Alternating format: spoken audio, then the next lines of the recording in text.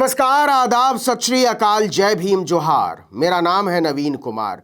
कांग्रेस की भारत जोड़ो यात्रा के जरिए पार्टी को जिस तरह से जनता का समर्थन मिला, उसने कांग्रेस की उम्मीदों और हौसले को बढ़ा दिया है। नतीजा यह हुआ है कि अब कांग्रेस भारत जोड़ो यात्रा 2.0 यानी यात्रा के दूसरे चरण की तैयारियों में जोर शोर से लग गई है।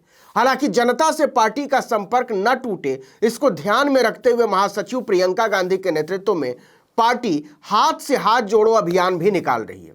लेकिन इसके साथ ही कांग्रेस भारत जोड़ो यात्रा के दूसरे चरण पर भी फोकस कर रही है, जिसके जरिए कांग्रेस अब उन राज्यों को कवर करेगी जिन्हें पहले पार्ट में वो कवर नहीं कर सकी थी।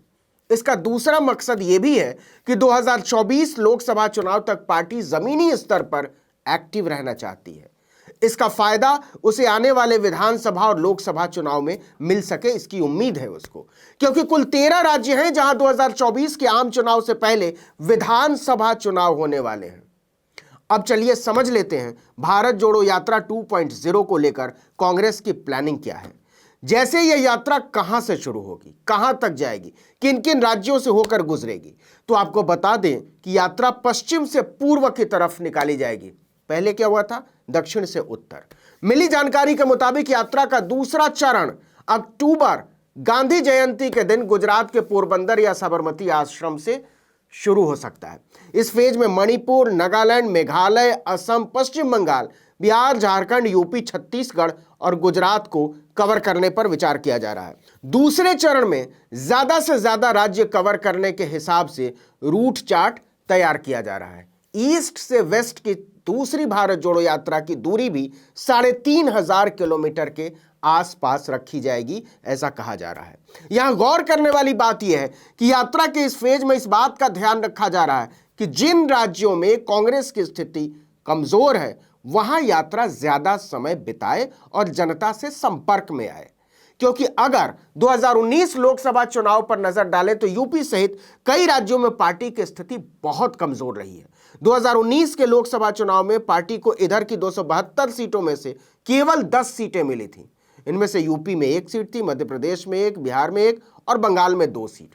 जाहिर है लोकसभा चुनाव के लिहाज से पार्टी इन राज्यों में अपनी स्थिति को अब मजबूत करना चाहती है। उसके पास थोड़ा सा समय भी है।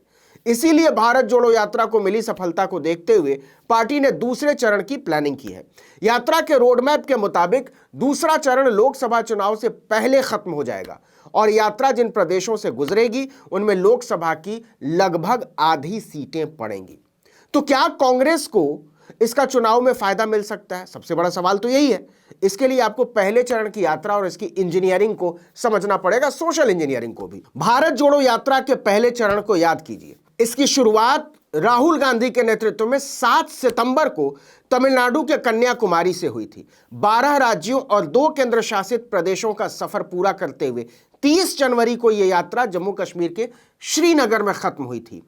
कांग्रेस का दावा है कि इस यात्रा के दौरान उसे आम जनता का भरपूर समर्थन और प्यार मिला, जो कांग्रेस की उन तस्वीरों और वीडियो में नजर आया जिन्हें पार्टी ने अपने ट्विटर हैंडल पर, फेसबुक पर, दूसरे माध्यमों पर साझा किया।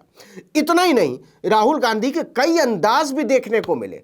कभी आम जनता के साथ हाथ में हाथ डाले यात्रा करते नजर आए, तो कभी जन संबोधन के दौरान मोदी सरकार पर बरसते नजर आए। इतना ही नहीं, यात्रा के दौरान राहुल गांधी 10 से ज्यादा बार मीडिया से भी मुखातिब हुए और उनके सवालों का मुखरता से जवाब दिया पत्रकारों के। भारत जोड़ो यात्रा के पहले चरण में कांग्रेस ने 135 दिनों में करीब 3,700 किलोमीटर का सफर तय किया और इस दौरान यात्रा जिन राज्यों से होकर गुजरी वहां लोकसभा की लगभग 335 सीटें आती हैं। हालांकि अगर रोड मैप पर ध्यान दिया जाए तो राहुल गांधी ने अपनी यात्रा में सबसे ज्यादा समय उन राज्यों में बिताया जहां कांग्रेस ने लोकसभा या विधानसभा के चुनाव में अच्छा प्रदर्शन किया, और अच्छा न भी किया तो खराब नहीं किया। अगर बात करें केरल की, जहां के वायनाड से राहुल गांधी सांसद हैं, इस राज्य में कुल 20 लोकसभा सीटें हैं। कांग्रेस ने 2019 में यहां 15 सीटें जीती थी। यहां राहुल ने 18 दिन का समय दिया।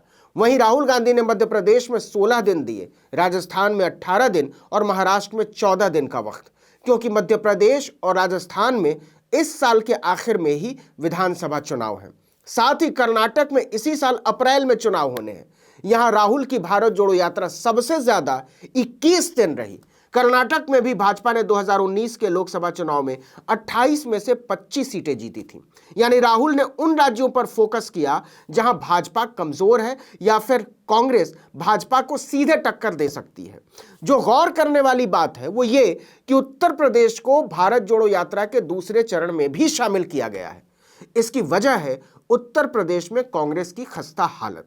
राज्य में पार्टी के पास न तो नए नेता हैं, न कार्यकर्ता हैं, न ही संगठन है, जबकि इस बात से सब वाकिफ हैं कि लोकसभा चुनाव के लिहाज से यूपी कितना महत्वपूर्ण है। कहा तो यह भी जाता है कि दिल्ली का रास्ता यूपी से होकर ही गुजरता है। ऐसे में यात्रा के पहले चरण में 80 लोकसभा सीटों वाले उत्तर प्रदेश में कांग्रेस की मात्र 3 दिन की यात्रा ने सभी को हैरान कर दिया था। सवाल खड़े हुए कि 2024 के लोकसभा चुनाव में राहुल विपक्ष का चेहरा कैसे बन पाएंगे। इस तरह से कांग्रेस सबसे बड़े सूबे में अपनी जड़ मजबूत किए बिना भाजपा को चुनौती कैसे दे पाएगी। कांग्रेस ने भारत जोड़ो पार्ट 2 में इस पर ध्यान दिया और फैसला किया है कि एक बड़ा हिस्सा यात्रा का उत्तर प्रदेश को दिया जाए, क्योंकि कांग्रेस भी इस बात से वाकिफ है कि बिना यूपी के दिल्ली तक का सफर पार्टी के लिए मुश्किल होगा।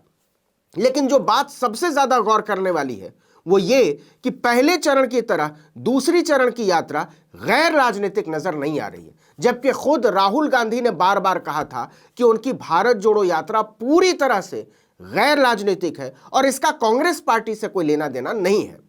इसका मकसद सिर्फ जनता के बीच जाकर उनकी दिक्कतों को समझना और जनता को सरकार की खामियां बताना है।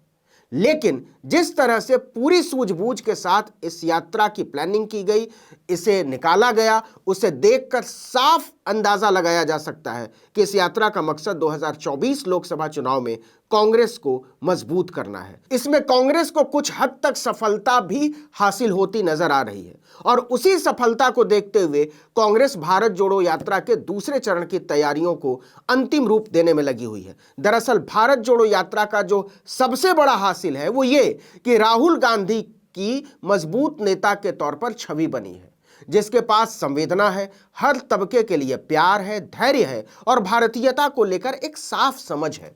कांग्रेस ने भारत जोड़ो पार्ट 1 में राहुल गांधी की पुरानी छवि तोड़कर जो नया छवि निर्माण किया है, भारत जोड़ो पार्ट 2 में उसी छवि के आधार पर वो अपनी राजनीति को आगे ले जाना चाहती है।